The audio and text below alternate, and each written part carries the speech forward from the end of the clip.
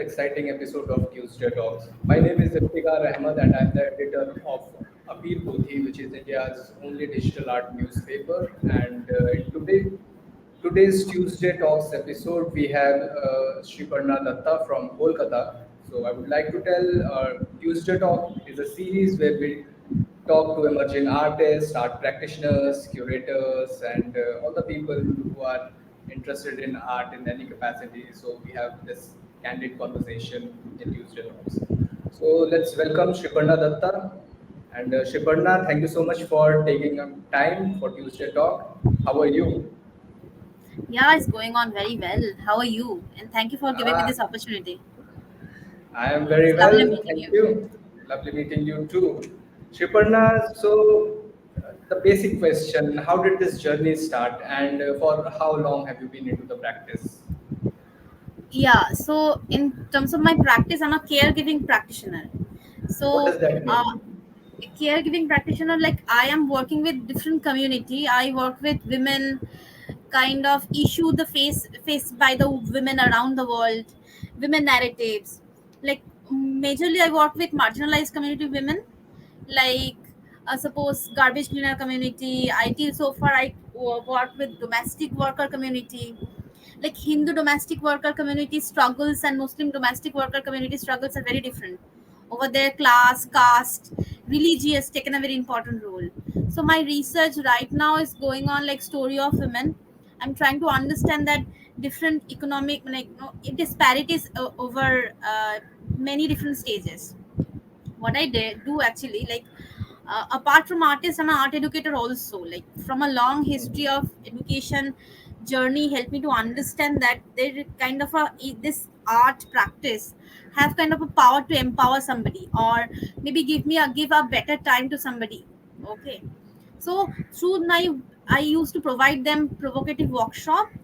Through the workshop based practice, they come out from their turmoil. Like suppose a garbage cleaner like Ratna Didi, I met her in Sri Mukti Shangathana, Mumbai. So from morning 6 to evening 6, they spend she spending her entire time in garbage. She has skin dust and allergies and all because of the smell of that particular place. Whenever she came back to her home place, everything lay for her because she's women. So through this workshop, I'm trying to tell them that how they can make colors in their household resources, in their kitchen, how they make colors. Then I provide that community stitching kind of a practice workshop where we all together stitch together just to feel our share our happiness, share our feelings, good time, like that way. Like, and then they are coming little out from their problem. They feel more comfortable with me, then they are sharing their problems with me, they are writing out their problems, you know like especially one workshop I can talk about, which I had with survivor of domestic violence, some of the victim of rape abusement. Okay, like after that, getting the justice, what is their condition. So in that workshop, we all together was crying. Cry was a provocative element where we connected each other through crying. Then they start painting. After painting, they discuss about with me that why they use red color. In the coloration of red, what the thought process was in her mind. Like that, my workshop is usually runs. You are So that I'm mentioning provocative workshop. So if you can emphasize more on that. yeah, like provocation, as being an IB teacher, provocation is started the communication, the like linking between that the person and me. Like in that particular workshop with that survivor of domestic violence, that time cry was a provocation. Like we all together was crying, like it was not, nothing was planned, but whenever they started sharing those turmoil, and their reality is way beyond of my expectation, then I was also crying, they're also crying with me. Actually, For how provocation is long? kind of deep interactions, starting interaction, that I'm not a very privileged somebody, you know the like I used to provocate them in a way like what is happening around newspaper. like the situation of around women, why they have to tell no to some things. If something is not pleasurable, they have to tell no. So this is the kind of way of provoking the other person. The person is feeling more comfortable to talk to me, that. Yeah. Yeah. And if you can, if you can share like how your art has provided that channel, like you basically I would like to talk about the mediums that you use: threads, cotton, decorative fabrics, laces, ashes, ink splash, Hmm. all these things. Yeah. Yes. Uh, the thing is, like, in my entire practice, collaboration is taken a very important role over there. I used to display my work and their work together, like after communicating with those marginalized, with those community, then I make everybody sketch, like with their name, their painting. So their sketches done by me and their painting done by them are displaying together. And in terms of my material, I used to use embroidery is very important element for me. Like that is a, like those threads are lined for me actually. And I used fabric as my main medium.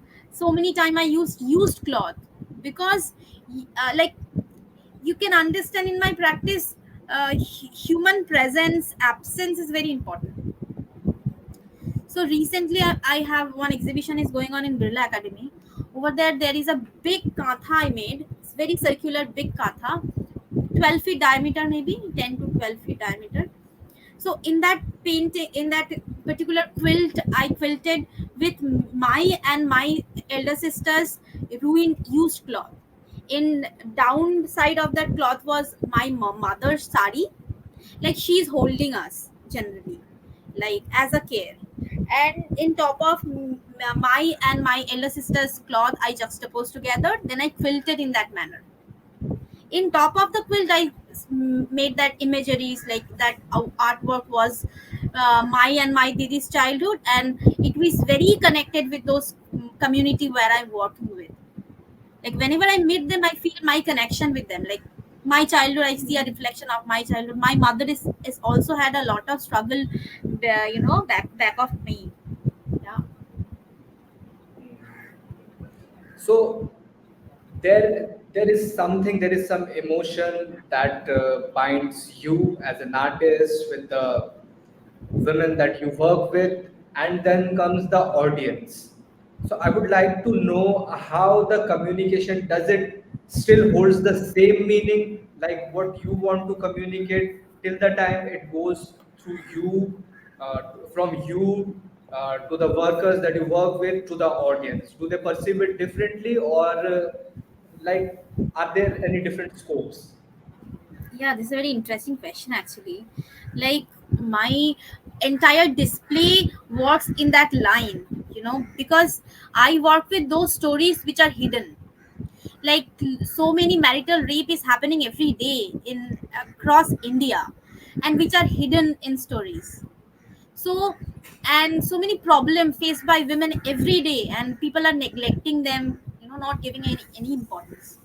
So in my work, they write about all these problems, because the idea was to kabhi to awaz uthao, you know sometimes they have to talk about their rights. So they are writing all the problems on the cloths, and I'm displaying all those clothes, making a quilt, and all those legible writing are there very much, and my viewers are reading all those, and they are starting having conversation with me.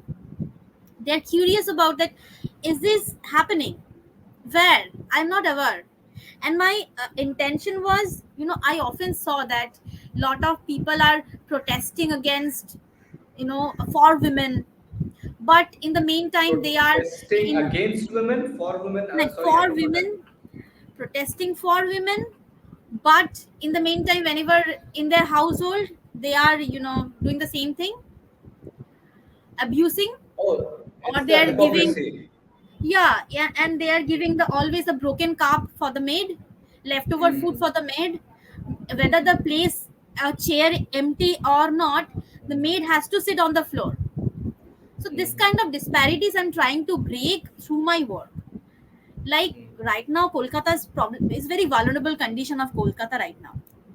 mm, As everybody we know that what happened. So what I am doing right now, I am organizing different kind of protest, gathering people, talking about this problem very vocally, and from that, like a lot of conversation is generating, like why it is problematic, like that is happening. Yeah, I think I answer your question maybe. mm. So you have your art, and we have our channel on which we do all these kind of discussions. So maybe you can share with me, like, what are some of the problems that are weird and different that we are not aware of, that you would like to share on our platform, so that the people who are uh watching this video can also get an idea. yeah, I can tell about two things. Like first of all, the thing is happened in Kolkata Arjikor. That girl, it was brutally um, assault, brutal, it was brutal. But the thing is, she had a economic position. She was a doctor. And the same the same week, maybe one day before, one case happened in Kalighat area with a sex worker. A person smashed her face with acid, then raped her, then chopped her body and threw it Tawny Canal. And nobody took the complaint. Authority make it very normalized. People are not taking any shout for that, for that, that brutality. Mm, As per my understanding, there is no difference in my understanding, that difference between a teacher, a domestic worker or a sex worker. Because sex workers are doing with the consent of money when that particular time, it's not her female body became commodity. So this is the problem. And I came across so many hidden stories, like not story, hidden realities, I must say. Like I can tell you about one, I will not tell her name. So I met her yeah, in yeah. I met her in Mumbai Stree Mukti Sangatana. That is a like that is a NGO run by Jyoti Mapshekar. So in that, like those like that particular NGO rescued them from their household. Otherwise, they must be killed or hanged or something. Like very vulnerable situation. So one girl, I will tell definitely to address her as girl, because she's just in 20s. When I met her, she was in 20s. Like she get married around 16 or something. Okay, so she lost her parents in very early age. Masi, her Masi aunt take care of her, and not lot of very economic problems she had, and she was from a very rural part of Maharashtra. Then she get married in Mumbai city, and they know without having lot of detailed investigation, she got married. And before marriage she get to know that he's a truck driver. After marriage she get to know that he's a mentally imbalanced person. Okay, still she figure out, like we are women, we have to figure out, like family or the marriage is very important part. Then what happened, like she had three girls kid. Because of she having only girls, like she's not like. Then what happened, from last so many months, father-in-law in front of the mother-in-law and the husband, everybody, every day assaulting her. He is thinking about, I can produce, my son is not able to, let me try. This is the condition of India. And that good girl doesn't have in, she's just 20. She's just suffered so much.